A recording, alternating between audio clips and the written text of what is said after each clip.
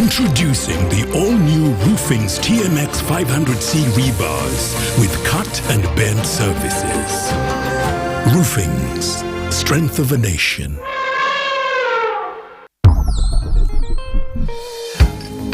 Welcome to the home of our stars. Come on in. We have our movies, gossip, reality, conflict, tulinane comedy.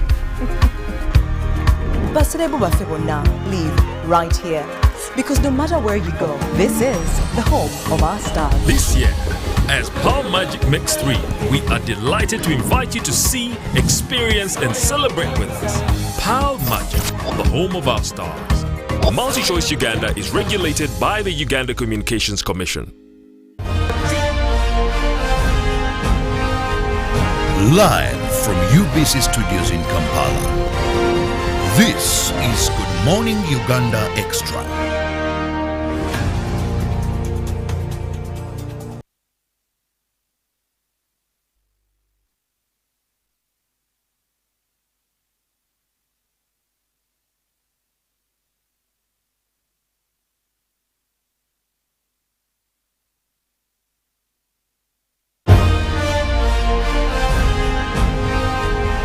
Live from UBC Studios in Kampala, this is Good Morning Uganda Extra.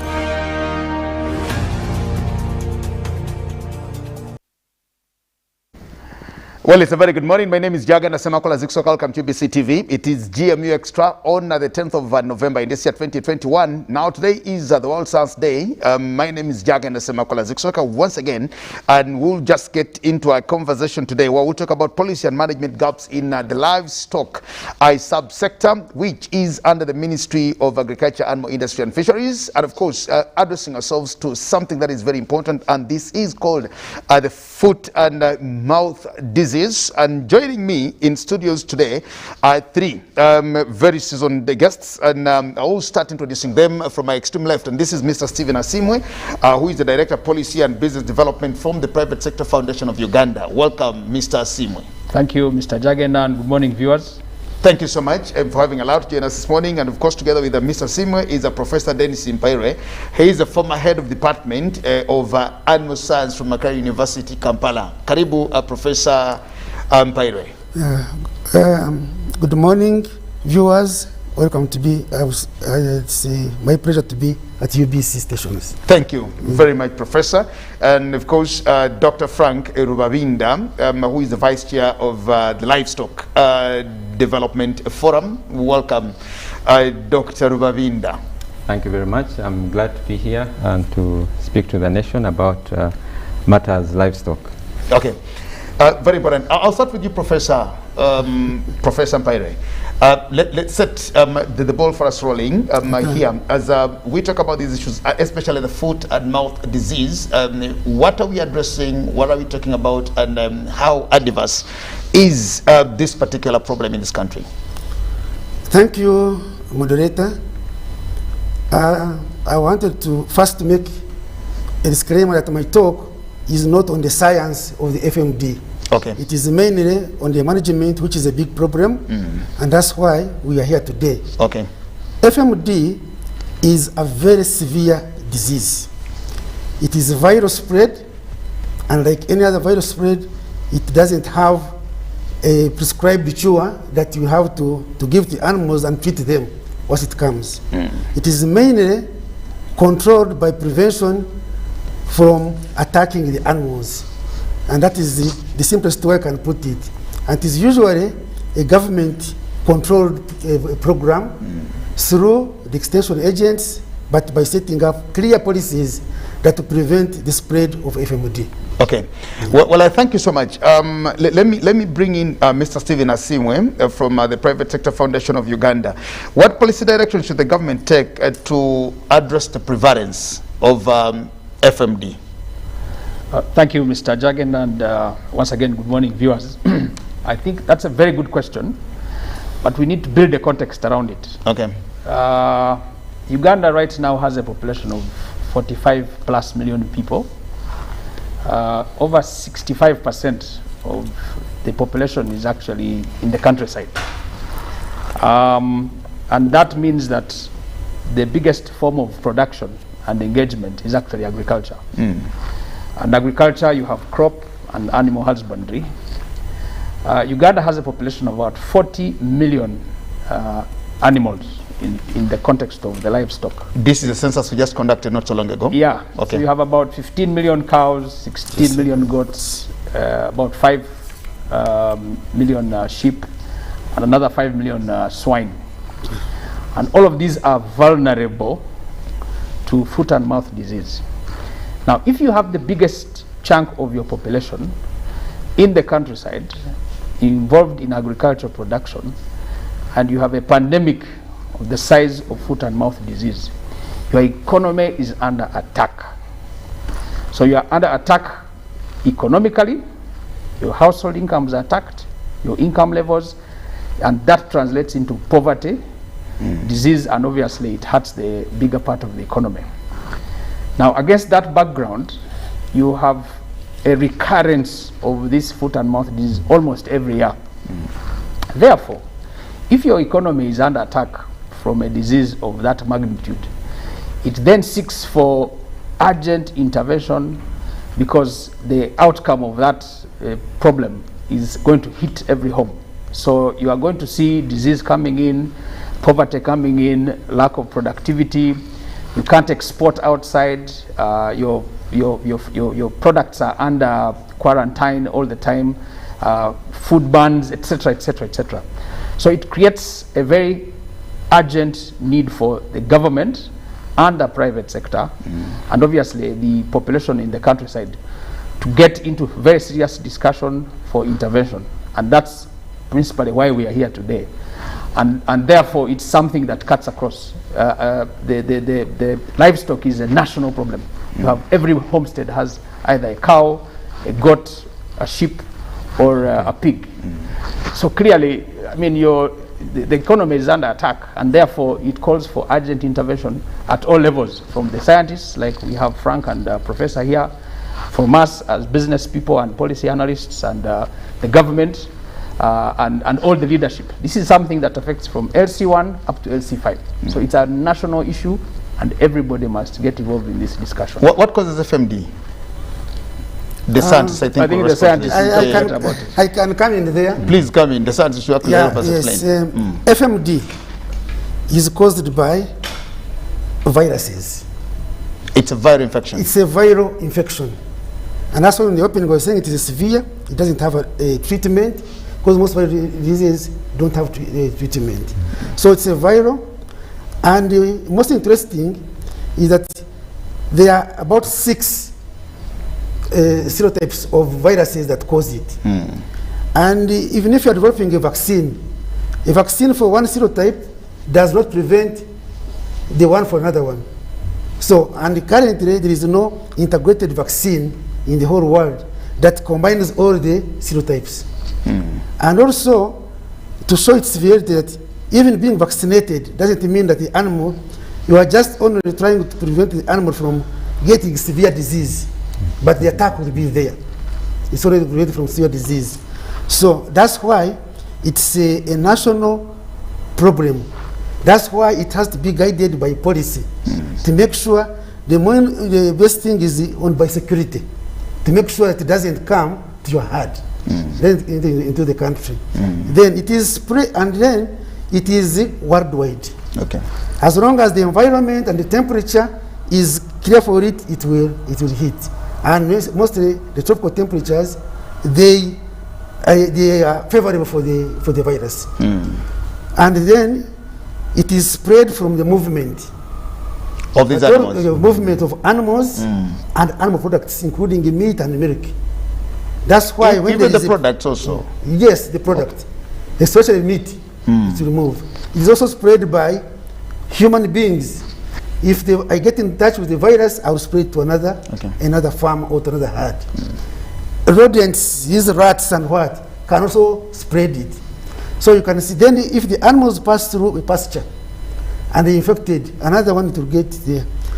And to show you, it can take even a month the virus still in the pastures. So you see, it means when there is an infection or an animal which is infected, it can be spread even after 1 month.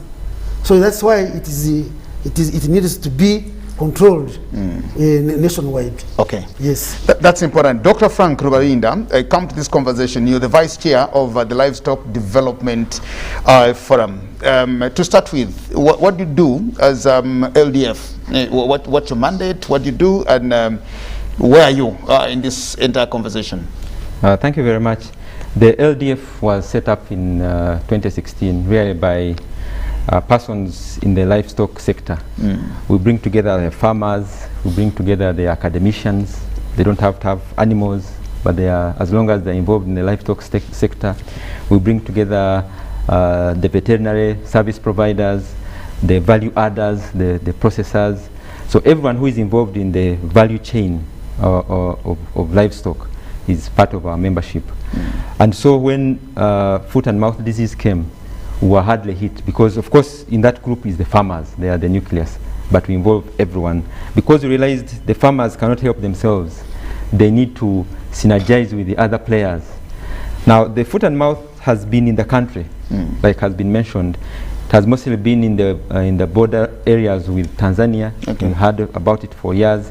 It's been in the Zimbabwe districts for some time. But around February this year, in the midst of this COVID pandemic, there was now another outbreak of the foot and mouth, which spread beyond the 1-2 districts where it used to be.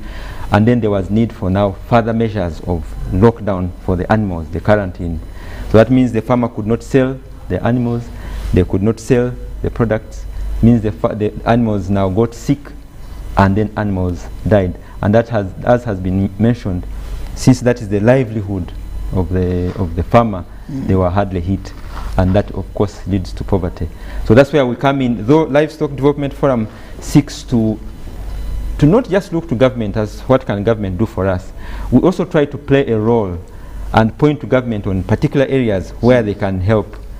But we also see what can we as farmers do. Can we teach ourselves from amongst ourselves? Can we contact the service providers directly, like the veterinary persons, the drugs? But then at one point you realize this thing is bigger than yourself. When you're talking about vaccines, farmers cannot import vaccines. There are issues of cold chain, there are issues of licensing, there are issues of quality control, all of which must be done by government. So that's our role as Livestock Development Forum, to bring stakeholders together, and then we see how can government come in to assist us, but after we've identified the area of entry for government. Okay, but how big is the problem of FMD to us? Right now, like in Feb all the way to May, when there was a lockdown, farmers could not sell their cows and their goats and their animals. They could not sell the animals. Now animals died. People who have been breeding their cows, and you get a nice bull and you're getting a good product, heifers died. That means the farmer has lost about 3 years of an investment of improving his herd. So as we speak now, it's a bit on the down, because the quarantine has been opened in some aspects. But as of February, March, April, going up to May, it was very severe. Okay. Is government's policy trajectory, Ndugu Frank, is it okay? Are we on the right policy trajectory, or we feel there's some missing gaps in there that you as the private sector players, of course, need to look out to government to help them assess and see how we can actually solve the problem? Yeah, that's a good question. First of all, we need to look at our performance. We've been with foot and mouth disease for over 50 years. And from the performance in the previous years, we've seen ups and downs in interventions. Just to give you some statistics, the 40 million that I mentioned earlier is the total number of animals within the livestock portfolio. Combined. From what we are gathering from the scientists, and obviously from what Dr. Frank has said, I think there's about 3.4 million doses, which is below 10%. 3.4 million doses of vaccines. And yet the animals infected, again, give and take, is way over, almost 90% within the infected area, maybe not necessarily the animals. Now, first, this is an issue that is hitting the economy. And as Frank said, a lot of people are depending on these animals. There's another aspect to it. There are issues of a lot of these farmers have borrowed money. They have collateral in the banks. When you have a non-performing asset, the business is already affected. People are not taking people to school. So the net impact and effect on the farmer translates into the economy. So what does that mean for us, the private sector? Now, PSFU, which is an apex body of private sector players in the country, a big chunk of that is actually under our agriculture, agribusiness and forestry subsector of PSFU. So we have set up dialogues with the government. In the last parliament and the last government, we were dealing with the last Prime Minister, Right Honorable Uganda. He set up a task force to engage on foot and mouth disease. Consequently, of course, after the June elections and the change of government, we are now dealing with the Right Honorable Nabanja. And now the new Minister for Agriculture, Honorable Frank Mwebaze. He has set up a task force, and the private sector, together with the consortiums from the academia, the farmers, we are now having a direct discussion. And we are saying, can we plan better collectively? We are not pointing fingers at government, and neither are we saying private sector has its own issues. Because you see, it's an ecosystem. You're looking at things like transport, you're looking at movement of animals from one place to another, so that's local government. There are issues of security, there are issues of science and research. We've been told that there are a couple of vaccines that came into the country and were unregulated. So we have bodies like Uganda National Bureau of Standards. We are talking with our neighbors in the neighborhood, Ministry of East African Community. So it's not just a Ugandan problem, it's a regional problem. Animals don't have a sense of borders. Animals cross. They don't have trespass issues. There are issues of mindset. The farmers need to know how to treat, how to move animals. So it's a collective responsibility. But clearly, we are putting this before government, and we are also saying within our members, can we have our internal discussion?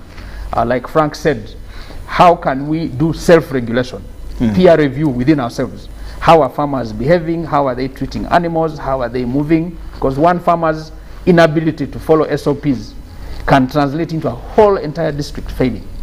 But also, who is bringing in the drugs? Can we plan better? Because right now, government is doing what is called a budget framework paper, which is planning for the next budget. Government has been complaining of inadequate financing. Can we plan early and be able to buy, for instance, we know there's 40 million animals. Can we have enough doses to be able to sustain this exercise? So it's collective effort. It's a mindset thing. We are using radio, we're using TV, and we thank UBC for giving us a opportunity like we are having now, Mr. Jagenda, because right now we are actually doing policy work. We are creating awareness, we are doing publicity and ensuring that as many people as possible can listen to this message so that we collectively manage it, because right now a lot of our animal products cannot go out of the country. There are phytosanitary issues, there are standards issues, and we are creating a bad brand for our animals. Remember, we have the best animals on this globe. Our animals have the best beef, our milk has the best cholesterol levels. How can we miss out on an opportunity where if we manage it, the return on investment is much better if we send out very good quality and affordable products? Okay, very important. Professor, how are we managing this thing? Because I think the dynamics now should be about how we're managing the problem, but that is really before us. And unfortunately, none of you is directly from government here. Mr. Frank, my brother, is from the PSFU, he's from the Livestock Forum. You, formerly head of a department at the university. I don't have anybody from the Ministry of Agriculture and Industry and Fisheries, but nonetheless, how is the management of this particular problem, and are we doing the right things? Thank you, moderator. From my experience, at least I worked 11 years in the Ministry of Agriculture and Industry and Fisheries, and was in the same department of production. and there the policy issues. But now, I wanted to add on what Frank says. Frank was saying. Steven. Frank is here. Stephen. Asimwe. Stephen. Yeah, he was talking about drugs, talking about vaccines and the rest. But FMD is purely a managerial disease. You need to manage it. The management from the farm up to the national level is the most important. The farmers have to be aware of what causes the FMD, how is it spread, and what are its implications. And that's why programs like this are very important. As I told you, even if there is a vaccine, it will not stop the virus to get into the animal and cause the disease. So what we need to do is to make sure that the farmers are aware about the biosecurity guidelines of avoiding to get the virus into the herd. Then it comes also, as he was saying, the virus, this FMD, Uganda have tried to control it. But the neighbors, where, for example, if you look at the borders with Tanzania, the control is not, but then our herd is cross from Isinju and go to Tanzania the other way. Human beings will move. So that's why, and the main management practice for controlling FMD is quarantine. Once there is an outbreak, is quarantine. So that's why you find the livestock producing areas where the disease is detected, they are quickly quarantined. They say no movement of animal products, no movement, and all these things. Then, so if the farmer knows that if you move your animals to an area which is diseased, you repeat the virus, then they will not move the animals. Two, once you get a case in your farm, it is prudent on the farmer to report,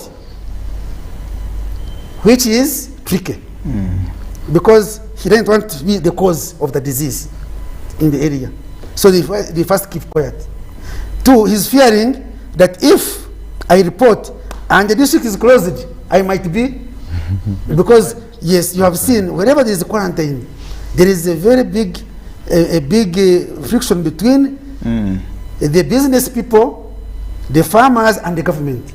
But the government is doing the right thing to make sure that this disease does not spread. Because once the disease spreads and goes into the herds, as I told you, it moves very fast. Then the whole herd will be affected. And its severity is so severe that animals die. You find an animal, it cannot even walk. It can't eat. Or the mouth, the blisters, I mean the wounds. Because if I use blisters, farmers don't really understand. The wounds on the foot and everywhere. The animal cannot even eat, it can't move. So the productivity goes down. And in the process, it spreads to all the herds. So the best thing is to make sure that people are educated on the control. And also, then there is a need for, on the side of government and policy. And when I was in government, surveillance. All the time to keep monitoring. And that's why there is a need to strengthen the extension service, especially our veterinary doctors in all the districts. And for us as scientists, we say that the government should listen to the technical people. Once a vet in a certain area rings the bell or says, we have got case, or I'm expecting a case, listen to him. But in most cases, sometimes the administrators, they want him to keep quiet because it is going to affect the market. Remember, there is a revenue for the districts and the government. From the movement of animals. Yeah, when they sell. When they sell. Yes, in the market they get revenue. Because in fact, most local government, they have a heavy revenues they're getting from livestock and livestock sales. So the moment you report it, it's as if you are affecting their incomes, also the farmers. So what we do is make sure that the policy people, the administrators, and the farmers, all the stakeholders, should know that once there is an FMD, just for it being an outbreak in the nearby country, rings the bell that let's now make restrictions on our borders. Then once it is within a farm, they should know entry and movement out. That's how we can control the disease. Okay. Otherwise, if we relax, it just goes through all the hurdles. As you were saying, it started in 2 districts. But because people were taking animals across without following the normal routes, it went into other districts. Okay. And actually what helped was the vaccine, which the ministry carried out. Okay. Yeah. And as I told you, the vaccines are specific. Okay. So every country has to look for the specific vaccine. Okay. And he mentioned one thing that there are people who are bringing in vaccines. Fake vaccines. It could be a vaccine not fake, but not for our serotype that we have. Oh, okay. Do you see? So because you have be a known, good vaccine, but not because for you type. have known that there is a virus, and Kenya is having this vaccine, and you say I will bring it You in. smuggle it in Or here. it is from Holland. But what the vaccine you are bringing is not for the serotype that is within Uganda. Okay. Now, once you vaccinate my animals and they don't respond, then we say fake vaccines. Vaccine. So that's why there should be control on vaccines, drugs. That is the role of NDA and then the policy to make sure that they follow the right guidelines. Yes, Mr. Barinda, Dr. Barinda, how does somebody detect FMD? And when should actually somebody tell that maybe there is a problem? And because it's here, how fast can they respond to curtail the problem? For example, we've been battling with the pandemic of COVID-19, and at the advent of COVID, when it just came in here, we were given all these precautions. We could hear about all these things, and you could say, oh, my temperatures are actually rising. There could be a problem. And then you find a solution and say, oh, this is what the problem could be. How about with the animals? When do they detect, and how best and how fast can they help curtail the problem before it spreads to adverse effects? Okay, let me begin from the end, the last question, which joins with what they have been saying. The issue of controls, especially on the farm, we are moving away from pastoralism to settled farming. We are now moving from settled farming to paddock farming, and we are now moving from paddock farming to supplementary feeding. This all is a movement to help us control movements of animals and of course improve their nutrition. The fact that we used to let our cows go and look for pasture, that one needs to end pretty quickly. And the advent of this FMD has opened our eyes even more. In addition, of course, the benefits, the better the cows feed, the more they produce. But FMD has opened our eyes now that the farmers are doing more paddocking, and they are supplementing feeds. And that's one big measure which the farmers are embracing. It comes from the background of foot and mouth, but eventually it helps with the productivity. And supplementary feeding, they plant better pastures, cut the pastures, make hay, and then they supplement. Now the signs of foot and mouth, basically the cow will become weak, and when these wounds and blisters begin setting in, it will fail to eat. It will, if it's a calf, it will fail to suckle, and then the wounds are mostly in the mouth, and they are mostly in the feet. The cow will not walk, and what kills most of these cows is hunger. They fail to feed. In fact, what we are doing in the last foot and mouth pandemic, people are making porridge and literally feeding the cows with porridge. Like human beings? Yes, like human beings. Because they could not go to break the grass, to chew the grass and by themselves. You have to give them water. And you have to treat these wounds. Actually, like we've said, it's a viral disease. So most of the treatment is supplementary management. You manage it with antibiotics because there's secondary infection, bacterial infection. And this is where we have a problem, and this is where government really needs to help us beyond ourselves. There are so many drugs with so many labels which are not effective. We can use the word fake, but it is very true. Someone buys a very expensive drug, he gives it, but it's not effective.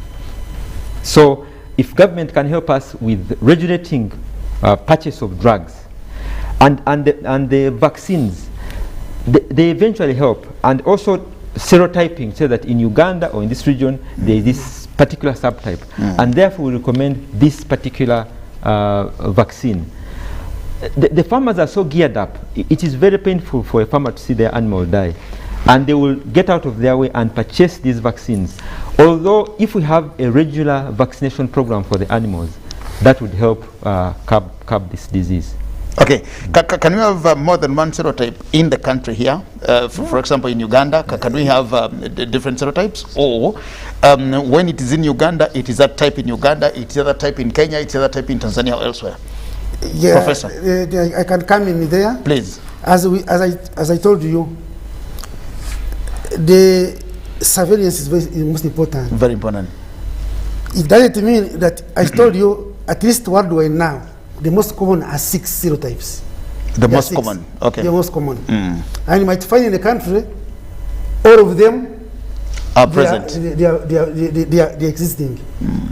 Or 2 or 3, they are there. That's why it is important to make sure the technical team keeps on checking on the animals, and then know which virus are we dealing with.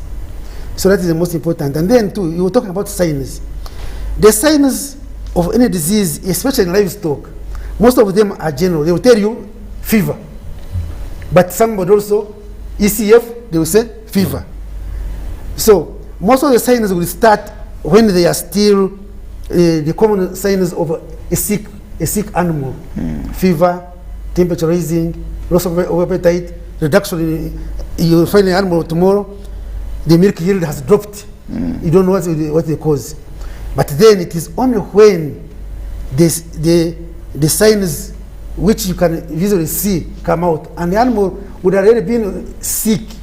That's why there is a need for surveillance, as I insist. The moment there is a threat, then samples should be collected, and quickly they say, oh, the virus is existing. And that's why sometimes the technical people have a problem. A vet could have detected and gone to the lab and seen the virus, but there is no animal which is sick. They will say this man is against what? Because for him, he's seen the virus is now around. And these symptoms, they take from 24 hours to 6 months for them to show. Some animal can stay, resist, but because of this crossbreeding, we have gone to high exotic blood. Those ones, they show quickly. But our local breeds, and they can resist. So that's why that the signs which you have are the common, but there is a need for taking samples and then inform the administration to take action. When should the vaccine come in? Should we vaccinate them when we've already detected that there is a FMD with them, or we do the vaccination like we're doing it now to ourselves for COVID-19? The good thing is that the viruses and the vaccination, I've seen, for example, in this last vaccination, all animals were vaccinated, those who are sick and those who are not sick. Okay. Yes, because the one which is already, you just give it that booster to help it go through the disease. Like they tell you that the COVID vaccine is to help you not to go into that severe and be admitted in hospital, but it can get you. And then it's now giving your body to resist. The same thing with FMD. Okay. Then the other thing is treatment of the secondary infections. The wounds take place because the animal's immunity has gone down. Exactly. And the bacteria now take the microbial, take the advantage. Then you get the wounds. So you need to treat the wounds, you need to treat the fever, and then also, as I was saying, the most thing which causes is starvation. The animal is starved to death because it can't eat. Because they can't eat. Yes. Okay. Mr. Simwe, again, let's weigh in on FMD's impact on the parish development model, for example. We're implementing the PMD, the PDM, and this is one of the things that we're looking to as a game changer for the country. Have you weighed in FMD's impact on the parish development model? Yes. You see, the nature of the impact of FMD is both micro and macro. It affects both at the homestead level, it can translate at the parish level, and consequently can then impact on the national. Obviously the international. And that's why it's very important. And I am glad that the parish development model has come in place. Why? The structure of the parish development model helps us to weigh in on the management of, at the technical level, the scientists being able to do the surveillance to map up the area. Yes. or cordon off those porous points, the borders, or wherever the disease has struck. So given that there is a parish which has an existence of this FMD, we are then able to come in at both the strategic and then the scientific management level. So what do I mean by this? Just for example, parish X has an incidence of FMD. So the vets are able to go in and cordon off the area at the first intervention. Secondly, the parish leaders, the LC 2, 3, whatever it is, and the leadership at that level, one, are able to be inculcated with the information on how this thing spreads, and two, they are then able to create a special purpose vehicle and an interventionist element of having the government to come in and almost cordon off the disease at that point. Now, why that is important is that the leadership of the parish, long before FMD strikes, need to be prepared. So, in essence, you educate the farmers. You say, look, if this thing comes here, you're not going to sell your cows. The parish is not going to sell its products beyond its geographical confines. 3, the local governments are going to lose the levies. These things they call imposer. You know, that stick they put in the middle of the road, and you have to pay for every matoke, goat or cow that leaves the place. So it's everybody's business. And you see, this is where the national element comes in. That FMD is not a preserve of the farmers or the scientists. It is everybody's concern. Like I said earlier, every home has any one of those animals. You either have a goat, a cow, a sheep, or the swine. So I think that the emergence of the parish model in itself is a special purpose vehicle for managing this. But secondly, the moment parishes can compare notes from both the scientific but also in terms of data, the movement of animals, the whistleblowers saying, look, there is something here, and then the need for instance, at the technical level, the government, with the support of the farmers, needs to deploy people with critical competences, the vets, the agriculturists, the extension farmers, especially of those places that have a very huge prevalence of animals or existence, but also then to be able to use data, because it's important to know, okay, what happened last year? What did we do well? What did we do badly? Where did we fail? And be able to use that as a data bank to be able to plan for the future engagement. But I wanted to suggest also that the FMD is an economic issue, and there are issues of value chains. The moment this disease strikes a place, the value chains start falling like a pack of cards. There are people whose main livelihood is transporting animals.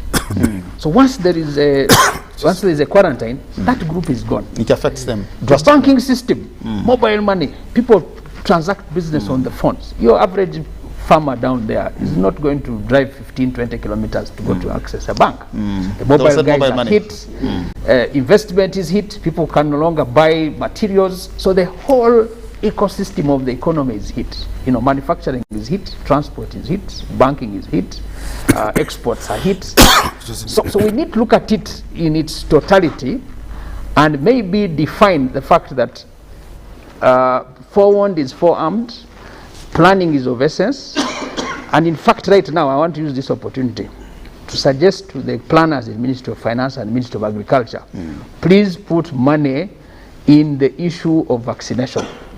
It's the planning starts now for 2022, 2023.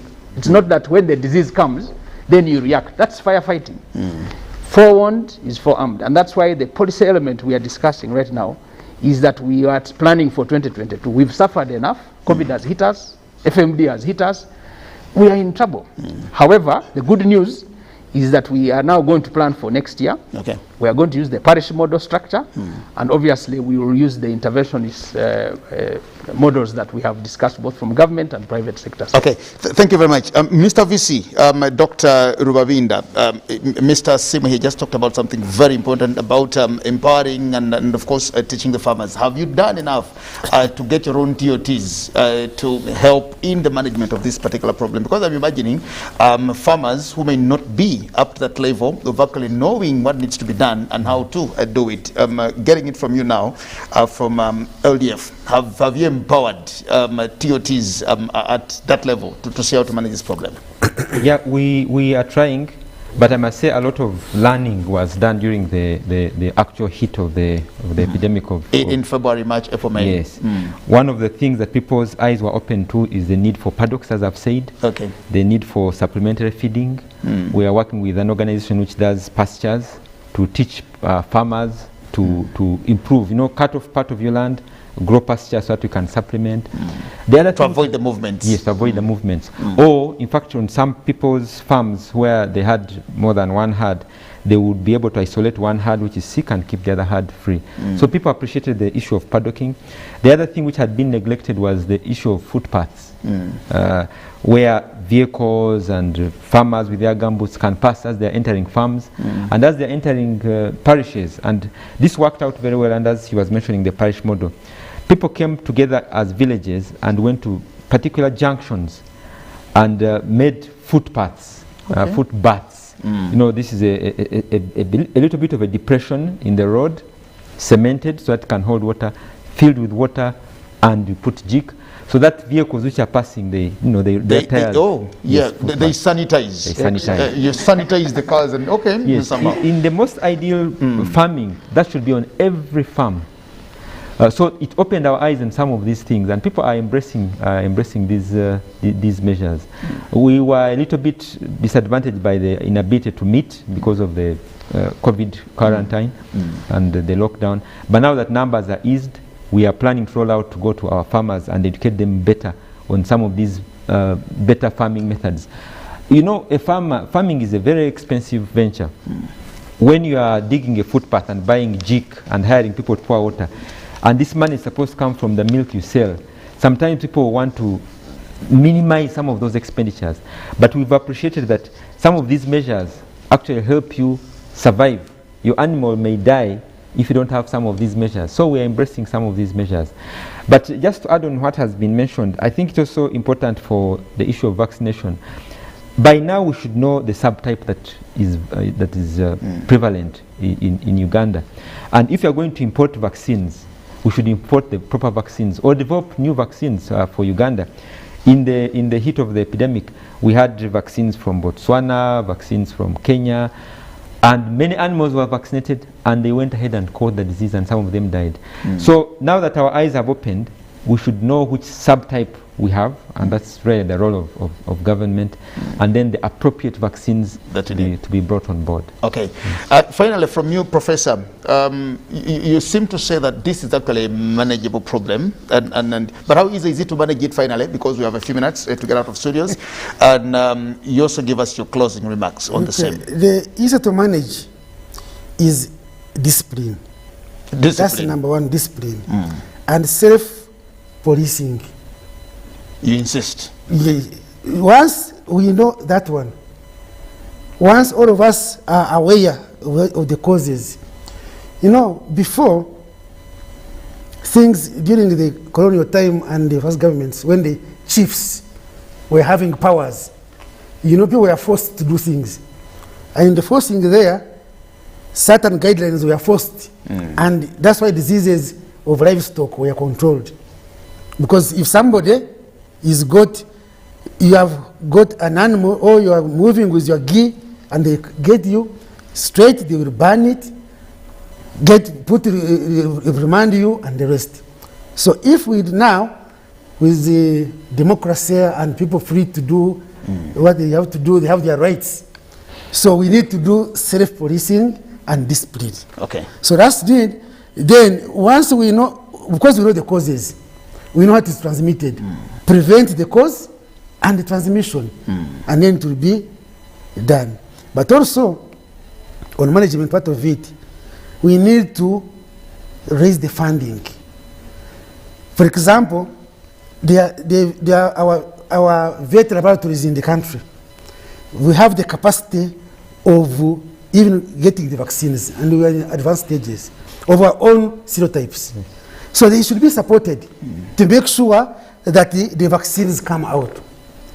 Then implementation, they should be supported. When they say that we have seen a problem here, then the medicine too, and action is taken quickly.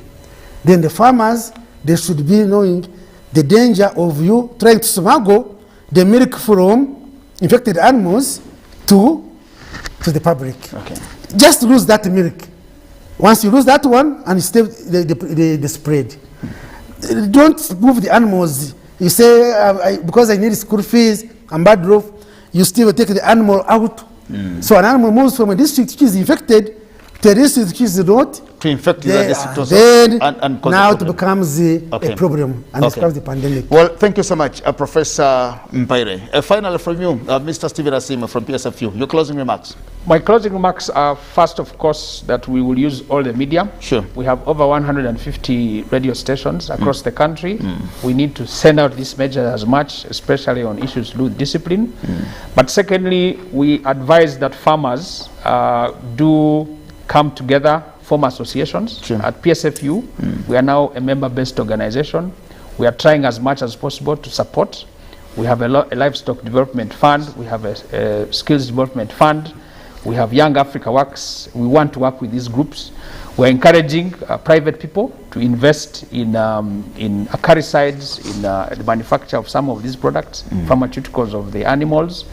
We're also encouraging young people to enter into the livestock industry, to become aware, to get the skills, and we'll work with government to see how much support we can give them in form of funding, in skills development, in best practices, and obviously in aggregating. Okay. But most importantly, we'll also work with our colleagues in the East African countries. We are members of the East African Business Council, which is the apex body, the PSFU of East Africa. We'll work with them, with other people. We don't work in a vacuum. We are not an island.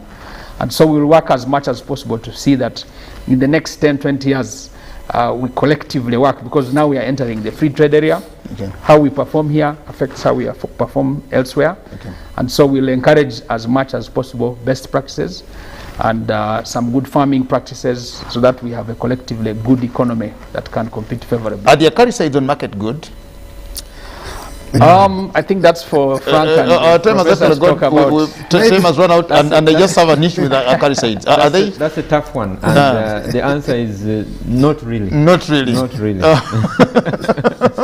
No, we'll not get into the issues now of acaricides, but we'll find time and all drugs. We need a serious regulation of all drugs. Okay. Be them injectables for antibiotics and acaricides and. But moderator, the use of acaricides needs another discussion day to discuss them. Yes, exactly. Because there is a lot of so the acaricides might not be bad, but also the issue of drug misuse and adulteration. We'll find time. And all those things. We'll find time again and talk about so let's go to discuss it now. And all those drugs. Yeah. Thank you so much, Mr. Stephen Asime, the Director for Policy and Business Development from the Private Sector Foundation of Uganda. Karibu again for having allowed to be with us here. Professor Dennis Mpaire, the former Head of Department for Animal Science at Maka University. Thank you so much for having allowed to also join us. And of course, Dr. Frank Rubabinda, the Vice Chair of the Livestock Development Forum, also for having allowed to be with us here this morning. My name is Jagan Semakola Ziksoka. Time is up.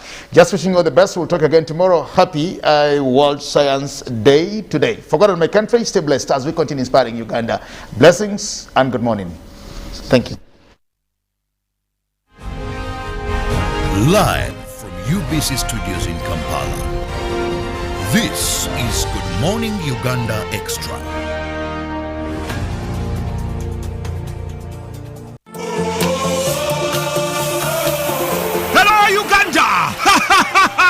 After bringing Kigali to its knees on energy ship to Nairobi, nothing